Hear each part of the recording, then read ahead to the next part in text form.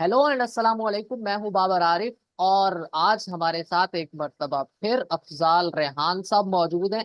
India पर आज हमने बात करनी है और आप जो हैं वो काफी एक्सपर्ट हैं इंडिया पर बात करने के हवाले से। और आपके कॉलम जंग अखबार में हम पढ़ते रहते हैं, बहुत सारे जो फॉरेन अफेयर्स हैं उन पर आप लिखते हैं।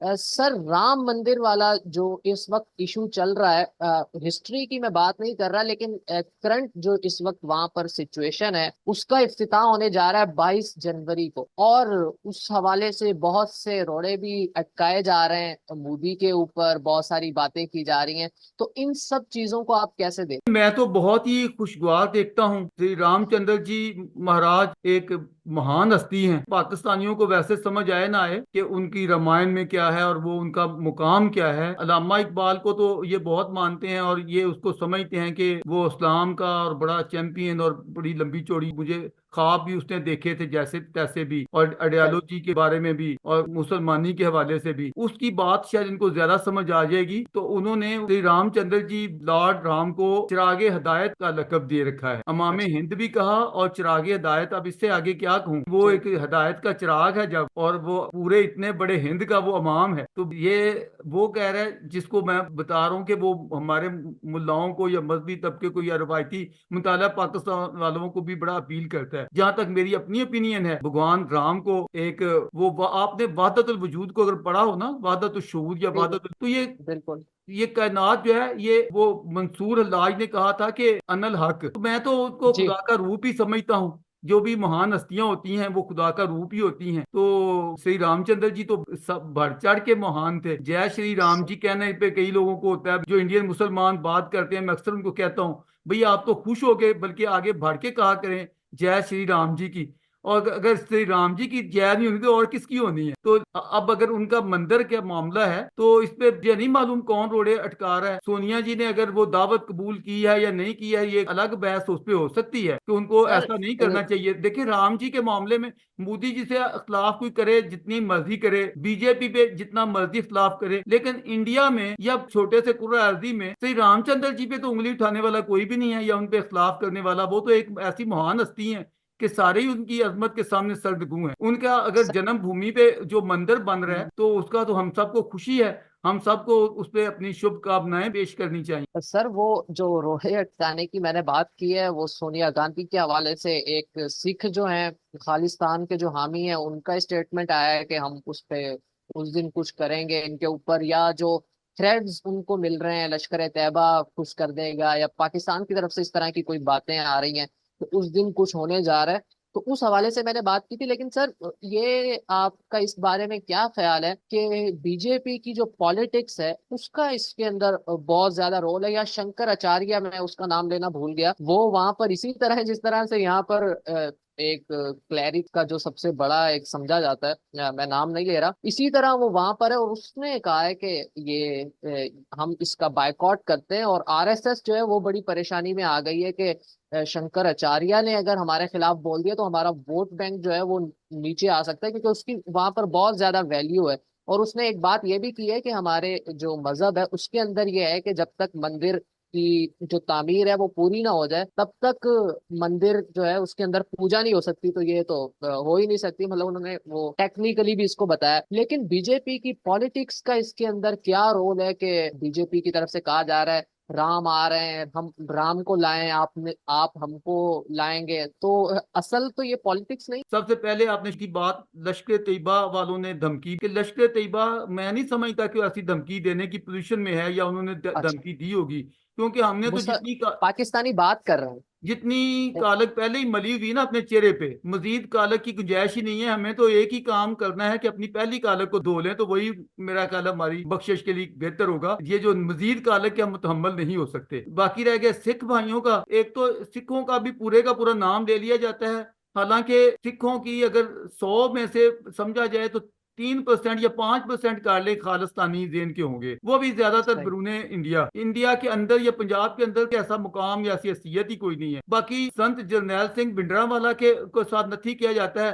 तो भाई कोई दुनिया में है जो ये कहे कि मजहब का सियासी इस्तेमाल अच्छी बात है? मजहब का सियासी इस्तेमाल अगर बीजेपी के लिए गलत है तो ये जो खालिस्तानी है उनके लिए भी उतना ही गलत है, और ये जो इस्लामी है उनके लिए भी उतना ही गलत है, और ये जो तैयबा दूसरे तीसरे लश्कर हैं उनके, हमारी बर्बादी इसी से तो हुई है कि हमने मजहब का सियासी इस्तेमाल किया है। तो अगर आज हम जिस पताल में गिरे पड़े हैं, तो अगर वो करेंगे तो मैं तो उनको भी यही कहूंगा कि अगर मजहब को इस तरह वो सियासी देंगे तो ये कोई उनका अच्छा नहीं होगा, बल्कि एट द एंड नुकसान ही होगा इंडिया को, पूरी कौम को। लेकिन बाहर क्या चले, इस हद तक हम कह सकते हैं, जैसे देखें महात्मा गांधी भी अपनी प्रार्थना में जहां रामायण और गीता पढ़वाते थे वहां वो बाइबल और कुरान शरीफ और ग्रंथ साहब इनके पाठ भी करवाते थे। तो मजहब का अखलाकी तौर पर जहां तक रेफरेंस है उस पर इतनी नहीं बात, मुझे भी हक नहीं पहुंचता कि मैं किसी पे करूं। अगर कोई मुसलमान अपनी लेते हैं नाम, तो ये कहना कि नाम ही ना लें, ऐसा नहीं होता। वो भी राम जी का नाम लेते हैं तो उस पर कोई बंदिश नहीं होती।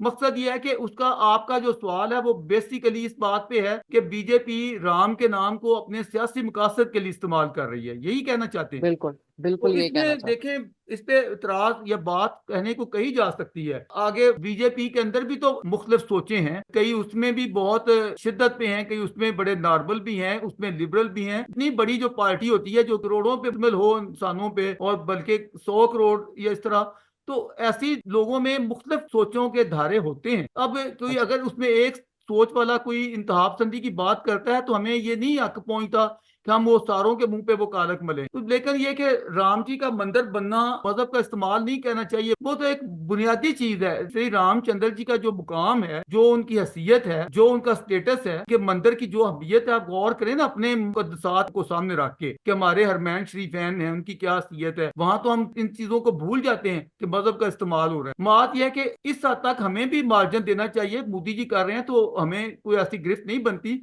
हाँ, अगर ऐसा है जैसे आपने कहा कि इबादत नहीं हो सकती जब तक वो मुकम्मल ना हुआ हो, ये एक अलग चीज है। छोटी मोटी ये चीजें अलग हैं, लेकिन प्रार्थना जो है वो बिल्डिंग ना भी बनी हो, जब नहीं भी बनी थी बिल्डिंग, अभी वो मलबा पड़ा था, तब भी प्रार्थना करने वाले वहां प्रार्थना कर ही रहे थे। लिहाजा मोदी इस जी तरह की खुद भी इतनी, वहां पर जी, जब मोदी जी मतलब खुद वो भी वहां पर गए थे। जो इलीगल या नजायज पहले जो चीज हुआ था काम, बादशाह तो बादशाह होते हैं, वो कुछ भी गलत कर जाते हैं। हमारे लोग ये समझने की कोशिश करें कि मतलब एक बादशाह ने अगर एक हरकत की थी तो उसको वो कोई नबी पैगंबर ने नहीं की थी, ना कोई वो कोई औलिया अल्लाह था। वो एक बादशाह लुटेरा भी था, ठग भी था, कातिल भी था, खूनी भी था, हमला आवर भी था, अग्रेसिव भी था, सारे, कौन सा जुर्म जो नहीं था।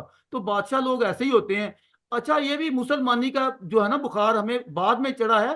उस जमाने में ऐसा नहीं था। उस जमाने में उनको तुर्क करके या मुगल करके इस तरह ही बोला जाता। तो जो भी था, जैसे भी था, एक गलत काम हुआ था, उसकी तस्हीह हो गई है, बड़ी अच्छी बात है, खुशी की बात है। तो अब मैं तारीख, आपने कहा नहीं जाना तो मैं नहीं जाता, सर यही सर खत्म करता हूँ। बीजेपी की जो पॉलिटिक्स है उस पर मैंने इस वजह से भी बात की कि जब पहली मर्तबा बीजेपी का आया था पीएम अटल बिहारी वाजपेयी, तो वो भी इसी बेस पर आया था, राम मंदिर की वो चर्चा करके। और उसके बाद से अब तक भी, और अब भी जो है जयशंकर का भी की स्टेटमेंट आई है कि अब दुनिया जो है हमें एक दूसरी नजर से देखेगी। और इस पर भी वो कहा जा रहा है बहुत ज्यादा करप्शन हुई है, वो घर घर से चंदा लिया गया ये राम का मंदिर बनाने के लिए।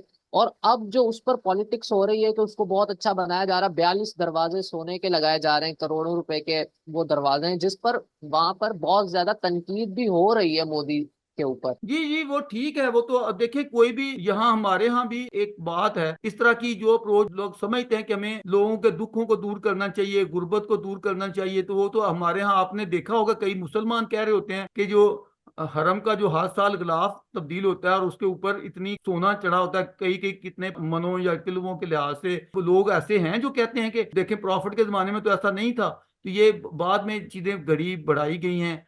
तो जो सादगी का एक असलूब है वो रहना चाहिए। तो इस तरह के लोग हर जगह होते हैं। वो भी होते हैं जो कहते हैं नहीं, खुशनुमा बना के हमें पेश करना चाहिए, सोना उनको नहीं देना तो और किसको देना है। हर तरह की सोचें होती हैं। डेमोक्रेसी का मतलब ये होता है कि सबको अपनी बात कहने का राइट हासिल है। सही। सर डेमोक्रेसी की आपने बात की, बात ये की जा रही है कि अगर इस दफा फिर से मोदी जीत जाता है, जो कि शायद वो जीत जाए, तो ये डेमोक्रेसी से डिक्टेटरशिप की तरफ ही ये इसका सफर है, और सेकुलरिज्म से मजहब की तरफ इनका सफर। देखिए, ये कहने को तो कुछ भी कहा जा सकता है, लेकिन मेरा ख्याल है कि मोदी की जीत बड़ी ब्लेसिंग साबित हुई है पीछे भी इंडिया के लिए।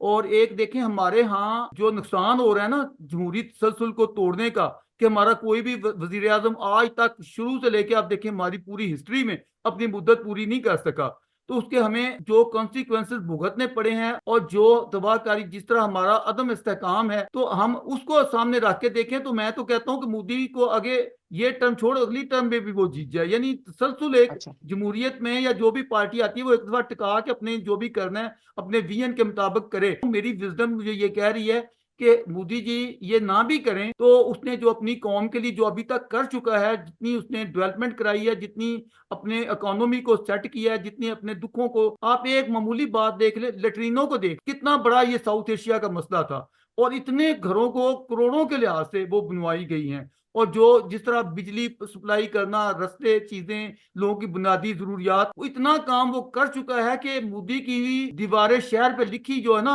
मैं अभी पढ़ रहा हूँ, मेरा विजडम 100% उसकी जीत है। ये लोग जो कहते हैं जी वो अपनी पॉपुलैरिटी वो जी जीतने के लिए कर रहा है, वो जो कर चुका है उसी पे उसको जीतना काफी है। ये चीजें तो अजाफी हैं, वो जारा जो उसका वोट बैंक है उसने उसके इमोशन का, फीलिंग का, एहसास का ख्याल रखना उसको चाहिए। ये कोई बुरी बात तो नहीं। सही है सर, ये आपका ख्याल है, वो जीत रहा है नहीं जीत रहा है ये तो हमें पता चलेगा। मैं तो ये अपनी राम अपनी मंदिर के, ओपिनियन, जी जी अपनी बिल्कुल विजडम बता रहा सर, हूँ। बिल्कुल सर, उसकी मैं इस वजह से भी बात कर रहा हूँ कि वो जो अलायंस वहां पर बन चुका है कि वो कांग्रेस के साथ सारी जमातें मिल गई हैं वहां की, समझो कि एक पीडीएम बन चुकी है मोदी के खिलाफ, तो उसको देखते हुए मैं बात कर रहा हूँ। और जो बाइडन साहब जो हैं उनके ताल्लुकात उनके साथ खराब हो रहे हैं, ऐसा ही लग रहा है जैसे खान का फोन नहीं उठा रहा था ना वो जो बाइडन, वो वाला सीन इस वक्त वहां चल रहा है सर। नहीं स्मृति नहीं, वो ईरानी का, ये देखें आपने बात की, मैं थोड़ा सा बोल दूं। जी जी वो जी जी वो जी दोनों बातें काबिले फहम है, मुझे बिल्कुल ये बात इस लिहाज से क्लियर है कि एक बाइडेन का कनाडा में जो हुआ आपको भी मालूम है।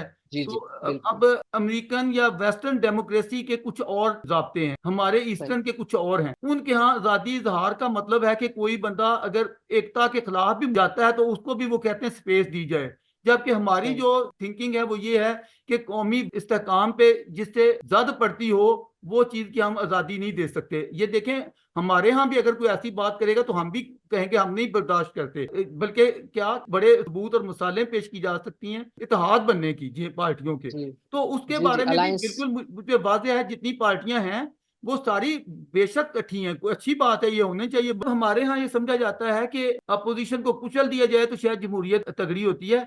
मतलब एक मुस्तहकम सही। गवर्नमेंट बननी चाहिए, उसको तसलसल भी मिलना चाहिए, लेकिन अपोजिशन भी जानदार रहनी चाहिए इस वास्ते कि अपोजिशन अच्छी होगी तो जो गवर्नमेंट में बैठे होंगे उनको एहतियात ज्यादा करनी पड़ेगी, तवज्जो देनी पड़ेगी, ज्यादा वो लगन के साथ काम करेंगे, लापरवाही नहीं करेंगे। उनको होगा कि हमारे सामने लोग बैठे हुए हैं, तो ये तो कौम के लिए बेहतर बात है अगर अपोजिशन अच्छी है, तो ये कोई बुरी बात तो नहीं है। लेकिन मैं तो जीत की बात कर रहा हूँ, वो अपोजिशन अच्छी बन जाए तो ये अच्छी खुशी की बात है। पहले तो अपोजिशन ही बड़ी बुरी हालत में थी, कोई बिखरी पड़ी। बाकी जीत सर के बारे में मेरा मौकफ बिल्कुल वाज़ेह है जो मैं कह। ठीक है। अच्छा सर, स्मृति ईरानी ने जो दौरा किया है सऊदी अरेबिया का अपने पूरे वक्त के साथ, तो वो बहुत ज्यादा जो है खबरों की जीनत बना हुआ है। पाकिस्तान के मुसलमान बहुत ज्यादा गुस्से में, इंडिया के मुसलमान बहुत ज्यादा गुस्से में। ये तो वो एक उनका दिल को धचका लगा है कि ये हिंदू जो है, मुशरिक जो है, जिसको कुरान में नजिस कहा गया है, वो पहुंच गया है मदीना मुनव्वरा में, मस्जिद नबवी के अंदर, मस्जिद कुबा के अंदर, जबल ओहद के अंदर। ये क्या हो रहा है? ये तो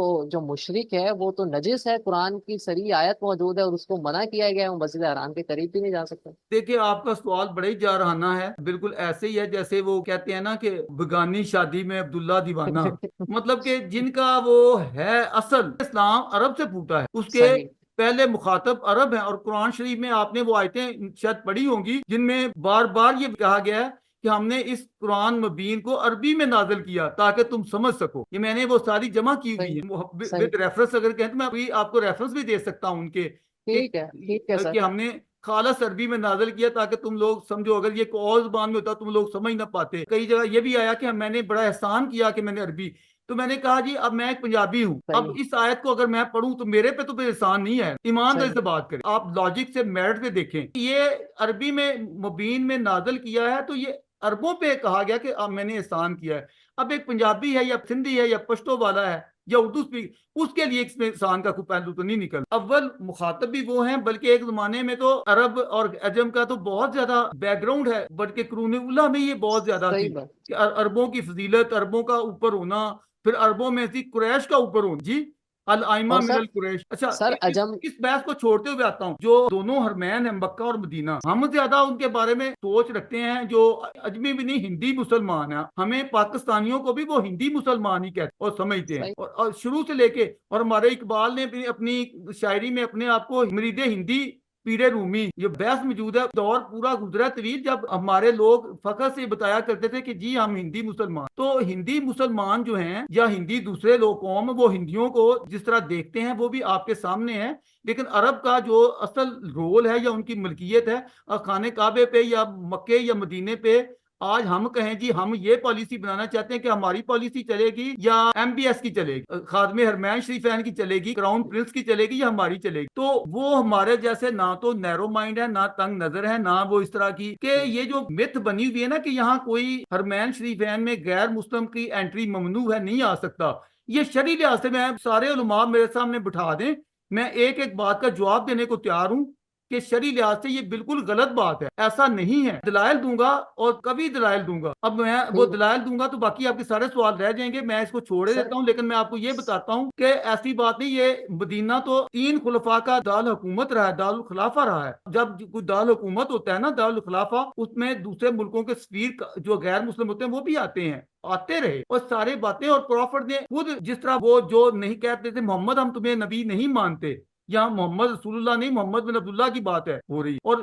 जब उनको आप जनाब ने मस्जिद नबी के एन अंदर ठहराया, बनु बड़ी सकीफ का वक्त। अगर जब उन्होंने कहा कि नमाज पढ़नी, उन्होंने कहा जी ये भी खुदा का घर है, यहीं पढ़ लो, उन्होंने कहा हम आपके किबले को नहीं मानते, तो कहा गया कि जिसको किबला मानते हैं आप उधर कर लें। मतलब मेरा कहने क्या है कि इस्लाम बेसिकली इतना नैरो, इतना इस हालत में नहीं था जो बना दिया गया है। मैं तो बड़ा खुश हुआ हूँ इस बात पे, बल्कि ये चीज और बढ़े तो पूरी दुनिया के लोग आए, सारे मज़ाहब के वहां मक्के और मदीने में काबे में आए, देखें इस्लाम की अजमत का अच्छा असर पड़ेगा, उन पे मैसेज जाएगा। तो ये जो कहा जाता है ना कि एक दौर में रोक दिया गया था, वो ऐसे ही आप समझे रोक दिया गया था जैसे और कई चीजों से रोका गया, कि जी जी जी। एक वक्त था जब प्रॉफिट ने लोगों को अपनी हदीस लिखने से भी मना कर दिया, कहा था कि ये कुरान के साथ मिक्सिंग ना हो, मतलब कहा सही। कि नहीं, कईयों ने इजाजत मांगी तो खसूसी तौर पे तबूल अबू शैब यमन से आया था तो उसके लिए इजाजत, लेकिन अमूमी तौर पे इससे आपने रोक दिया ताकि ये गड़बड़ ना हो जाए। और इसी वास्ते आप देखें कि प्रॉफिट के जमाने में हदीसों का कोई ऐसा काम नहीं हुआ,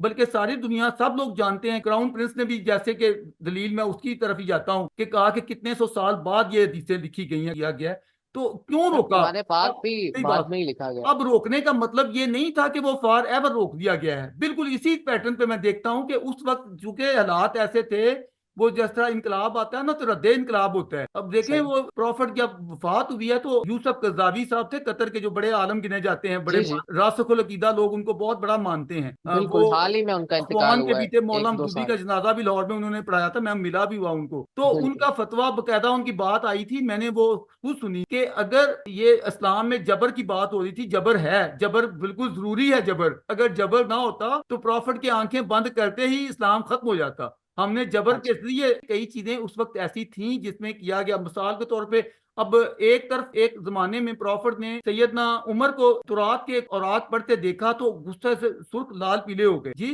लेकिन सही। उसी प्रॉफिट के सामने एक वक्त आया जब वो सैयदना जैद बिन साबित, वो एक सहाबी थे जिनको आपने ना सिर्फ अबरानी जुबान खिलाने पे मामूर किया, सीखो, और कहा कि तुरात को और जबूर, इन मुकद्दस किताबों को पढ़ो। मकसद सही। ये है कि ये सर कई चीजें वक्ती तौर पे आते रहे, तब्दीलियां भी होती रही, लिहाजा ठीक इस है। बात को पकड़ के कह देना कि जी वहां गैर मुस्लिमों की एंट्री बंद है, बड़ी जालमाना सोच है, ये रवैया ठीक है। गलत है। मुसलमान जो उलमा है उनको इस पर गौर करना, इत्तेहाद करें, बल्कि इत्तेहाद की भी जरूरत नहीं, तो बाद इसमें हवाले बड़े मौजूद। ठीक है सर। स्मृति ईरानी जो है 1,75,000 जो वो लोग जिन्होंने हज करना है इस साल, जी जी, उनके लिए वहां पर गई थी कि उनके तो वो तो देखने गई वैसे थी ही कि उनके उनको तो बिल्कुल। कहना चाहिए आहलन सहलन मरहबा। हाँ, वो सही मैं बात है। आपको, उनका टूरिज्म जो है वो इंडिया से एक तरह से चल रहा है। पता नहीं 25 लाख तकरीबन जो जी हाँ, जी हाँ, इंडियंस हैं बहुत वो जी सऊदी हाँ, अरेबिया में काम करते हैं। बिल्कुल बिल्कुल, पंडित जी का बड़ा अच्छा तल्लक था, जमाल अब्दुल नासिर जो मिस्र के बड़े पॉपुलर प्रेसिडेंट थे, तो सही। जब ये दौरे पे गए तो मैंने किताबों में उनके वो देखे हुए हैं में जो उनके इस्तकबालिया लगाए गए ना बैनर, उन जी पे जी। अल्फाज है, सुने